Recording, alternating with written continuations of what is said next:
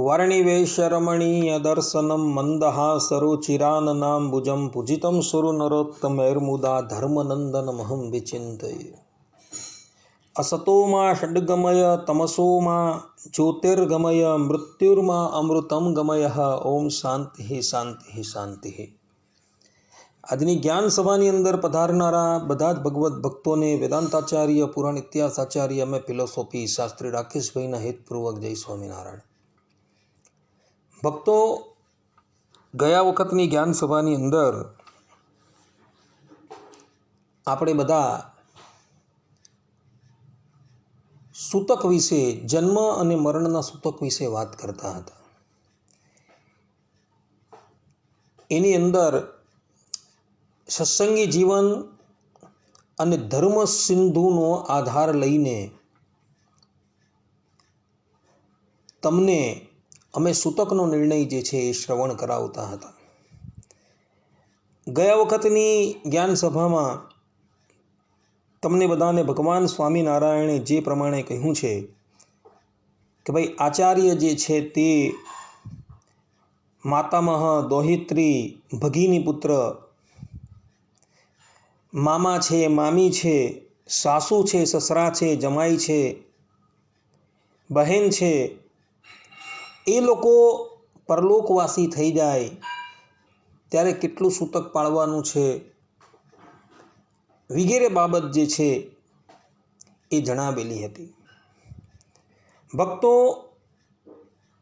ધર્મસિંધુકાર કાશીનાથ ઉપાધ્યાયજી ધર્મસિંધુના તૃતીય પરિચ્છેદની અંદર પણ ભગવાન સ્વામિનારાયણે જે વાત કહેલી છે એને સમર્થન કરે છે। એટલે ભગવાન સ્વામિનારાયણે જે પણ કંઈક કહ્યું છે એ બધું જ શાસ્ત્રોકારોએ પોતાની સ્મૃતિની અંદર અને પોતાના ગ્રંથોની અંદર માન્ય કરેલું છે। ધર્મસિંધુકાર ધર્મસિંધુના તૃતીય પરિચ્છેદની અંદર ભગવાન સ્વામિનારાયણે જે કહ્યું છે તેનાથી કંઈક વિશેષ વધુ પણ કહી રહ્યા છે। તેઓ કહે છે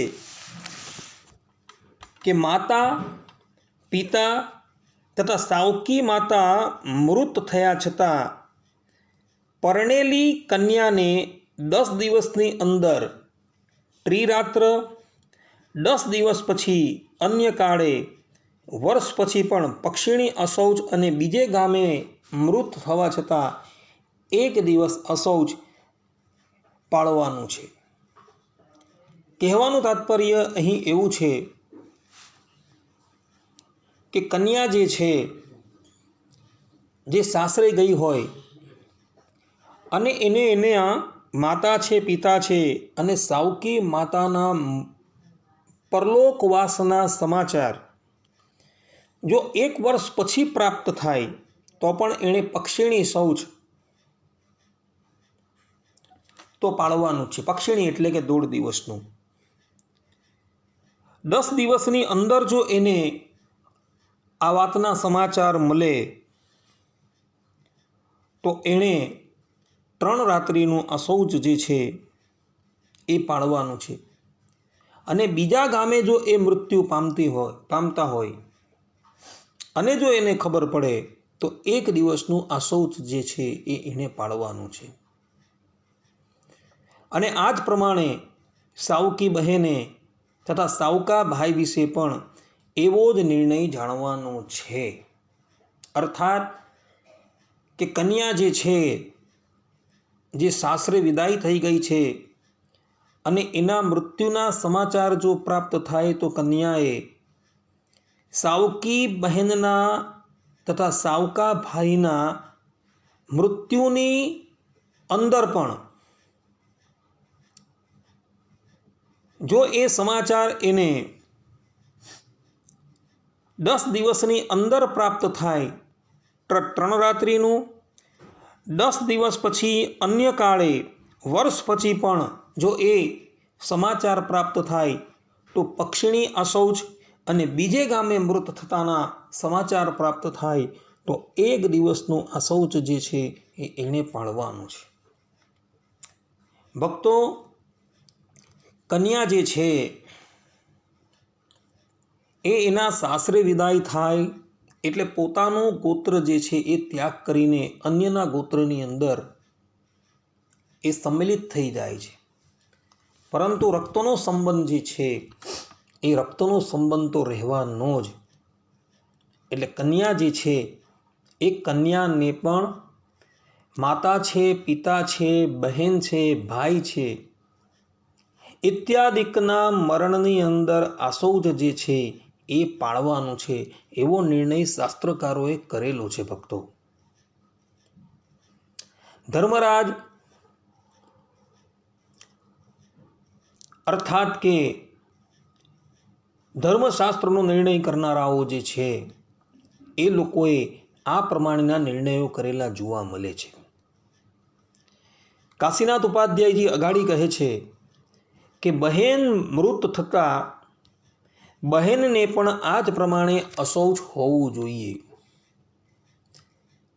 દાદા, કાકા ઇત્યાદિ મૃત થયા છતાં પરણેલી કન્યાએ સ્નાન જ કરવું જોઈએ. પોતાની સગી બહેન જે છે એ પરલોકવાસી થાય ત્યારે એ બહેને જે પ્રમાણે કહ્યું તે જ પ્રમાણનું આશૌચ જે છે એ પાળવાનું છે. આ ઉપરાંત કાશીનાથ ઉપાધ્યાયજી છે એ કહી રહ્યા છે કે પોતાના દાદા છે, પોતાના કાકા છે ઇત્યાદિ જો મૃત પામે અને એના સમાચાર પ્રાપ્ત થાય તો પરણેલી કન્યાએ કેવલ ને કેવલ સ્નાન કરીને જ પોતાની શુદ્ધતાઈ કરી લેવાની છે. એને આશૌચ લાગતું નથી. ભલે એ એના ઘરે જાય પરંતુ એ કેવલ સ્નાન માત્રથી શુદ્ધ થઈ જાય છે, એવું અહીં નિર્ણય કરેલું છે.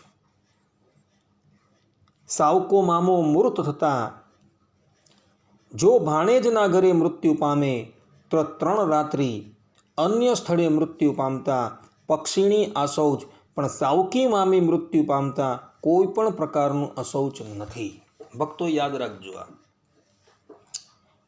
કે મામાની અંદર પણ જો એ સાવકો મામો હોય અને સાવકો મામો જો ભાણેજના ઘરે મૃત્યુ પામે તો 3 રાત્રિનું આશૌચ હોય છે, અને અન્ય સ્થળે એ જો મૃત્યુ પામે તો પક્ષીણી એટલે કે 1.5 દિવસનું અશૌચ હોય છે. તે જ પ્રમાણે સાવકી મામી જો સાવકી મામી મૃત્યુ પામે તો એમાં કોઈ પણ જાતનું અશૌચ નથી. અગાડી હું તમને ભગવાન સ્વામિનારાયણના વચન જે છે એ શ્રવણ કરી આવેલો છું.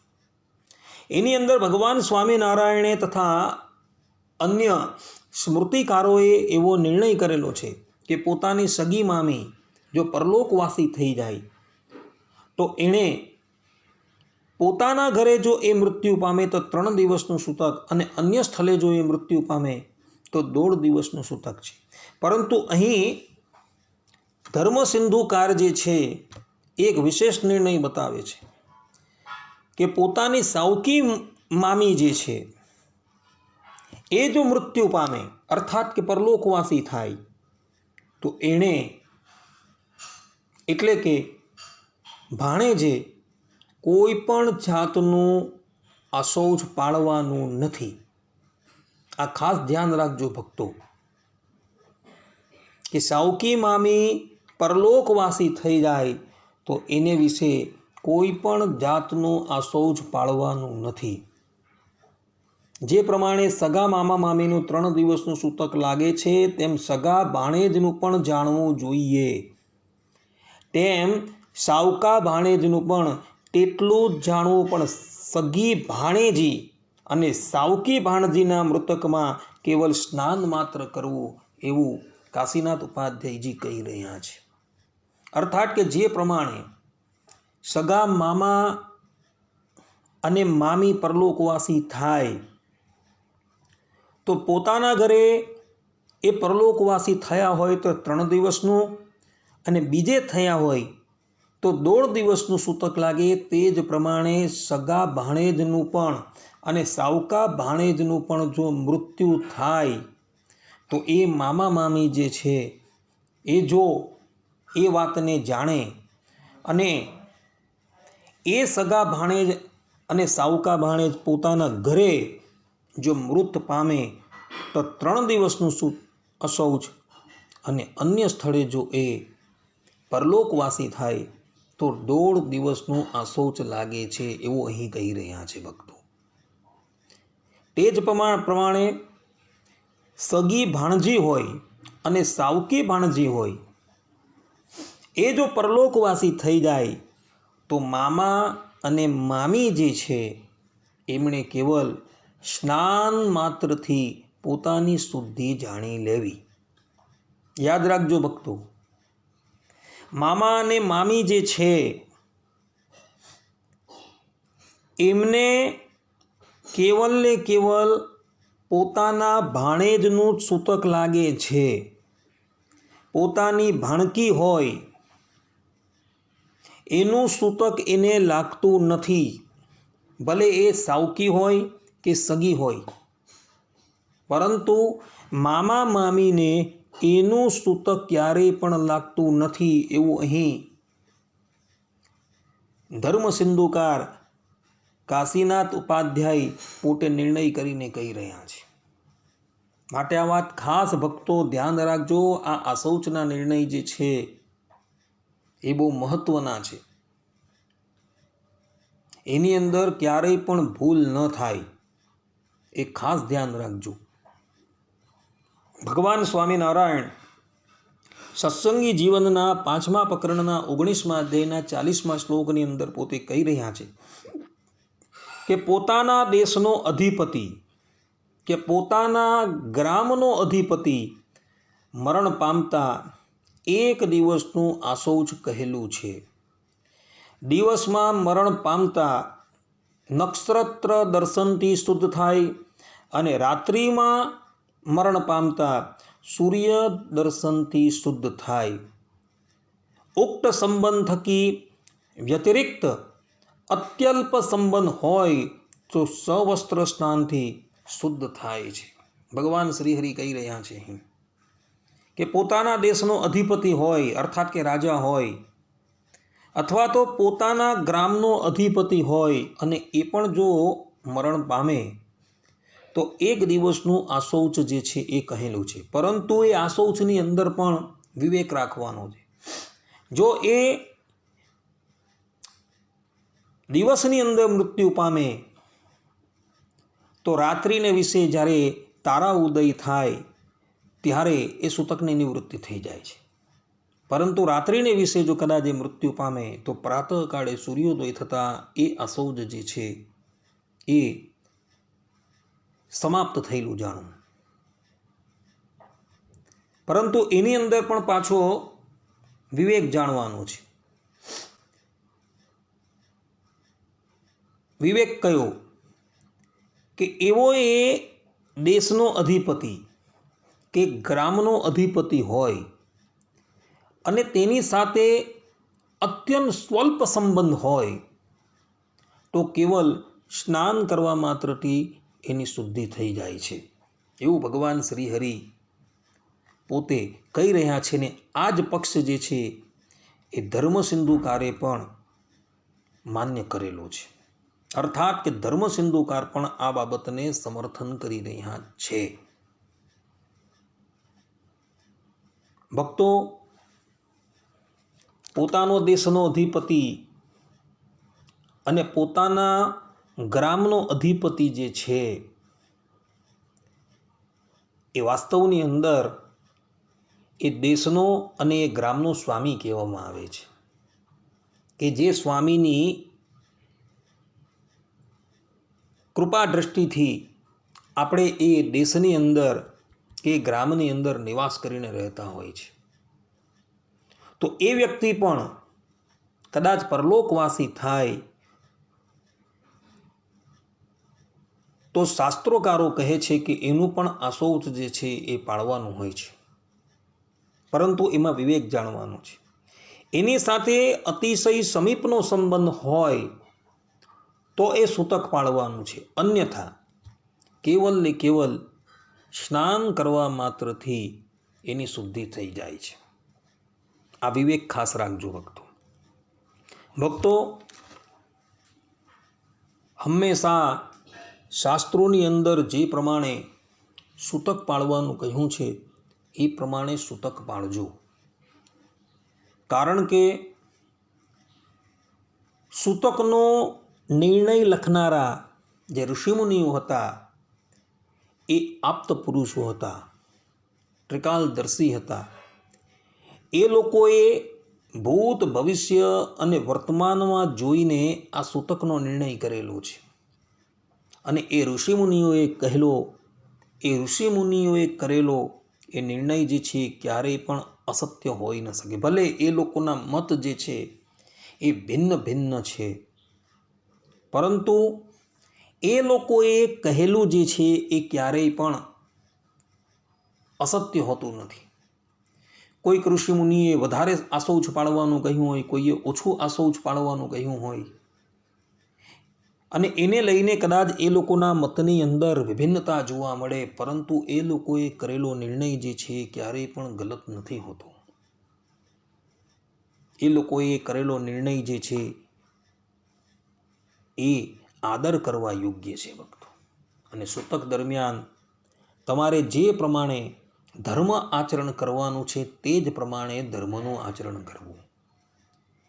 એ સમયે જે વસ્તુ સ્પર્શ કરવાની શાસ્ત્રોકારોએ મનાઈ કરેલી છે તે વસ્તુનો સ્પર્શ ક્યારેય ન કરવો.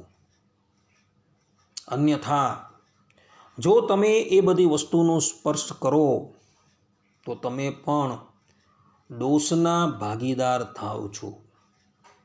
સૂતક શબ્દનો અર્થ જે છે એ યાજ્ઞવલ્ક્ય ઋષિની સ્મૃતિ જે છે તેના ટીકાકાર વિજ્ઞાનેશ્વર પંડિતે બહુ સુંદર કરેલું છે કે જે કાળની અંદર ધર્મ પાળવાની અંદર સંકીર્ણતા આવી જાય તેને સૂતક કહેવામાં આવે છે. હવે તમે